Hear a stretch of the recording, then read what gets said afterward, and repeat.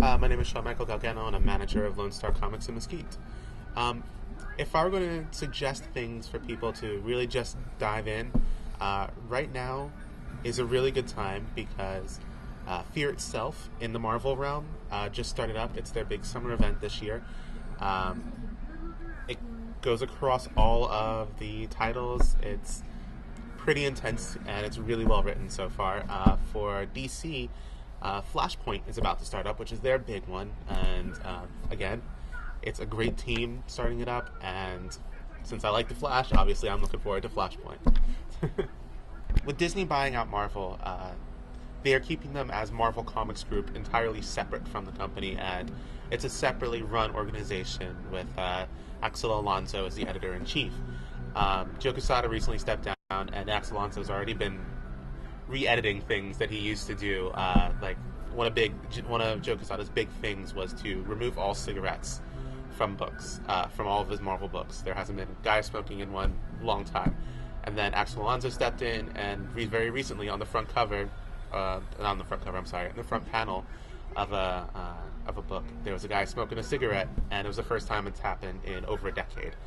Am I worried that Disney is actually going to affect the content? Not so much, but let's just say I'm not really excited about maybe having a Mickey Mouse style Marvel book. I'm not sure that would go over too well. Currently, it seems like DC's been doing things, and then Marvel has been doing things to emulate or catch up to them. In October, DC definitely took a bold route and cut their book prices from $3.99 and said, "We're holding the line," was their quote, down to $2.99. 5 minutes later, Marvel gave a presentation at the same con and said, "Yeah, we're doing that too, except we don't know what books we're going to do it with yet."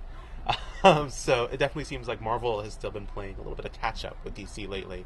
All right, this is Charlie Fox with Terror Radio, and in my opinion, the reason why Marvel is better than DC is because of the vast difference you have from characters who've got Marvel powers, magical powers, to the run-of-the-mill superhero powers they've gotten from getting bit by a radioactive spider. You've got everything in there. What makes Marvel so popular is their characters a little bit more down-to-home aspect of the hero part of it. Almost all the heroes are just, they were regular guys. Most of them seem like they're regular guys, and they still are. A lot of your DC characters they're so over the top with, I mean, Batman's a playboy. He's got every single thing. I mean, Iron Man's a good example of that, but I mean, Batman's still their flagship character, whereas Iron Man is Marvel's not quite flagship. He's popular, but they got about seven or eight other characters that are just as popular that aren't like they've got everything being given to them in every aspect of the story, whereas it seems like most Marvel characters have to work a little bit harder at what they do. DC has always done decent as of lately with with comic book movies, doing really good with Dark Knight and Batman. So they've got that going for them. Same thing with Marvel. They've done a decent job with all their newer movies, kind of building up these characters. I'm gonna have to say 50-50 on that one. I can't give you an answer on that.